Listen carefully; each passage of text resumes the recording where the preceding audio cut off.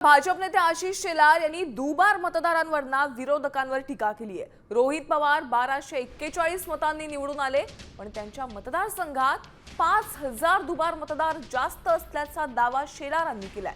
नाना पटोले, संदीप क्षीरसागर, जितेंद्र आव्हाड यांच्या मतदारसंघातही विजयी मतांपेक्षा देखील दुबार मतदार जास्त असल्याचं ते म्हणाले। पवार निवडून आले कर्जत जामखेडमध्ये 1243 मतांनी, आणि मुस्लिम दुबार मतदार किती आहेत त्या मतदारसंघामध्ये 5562। दुसरे ते आमचे ग्रेट नाना पटोले साकोलीतनं निवडून आले 208 मतांनी। त्यांच्याच मतदारसंघामध्ये मुस्लिम दुबार मतदार 477। करायचं काय? बीड मतदारसंघ संदीप क्षीरसागर जिंकलेत 5324 मतांनी, आणि त्यांच्या मतदारसंघामध्ये दुबार मुस्लिम मतदार 14944। काय करायचं?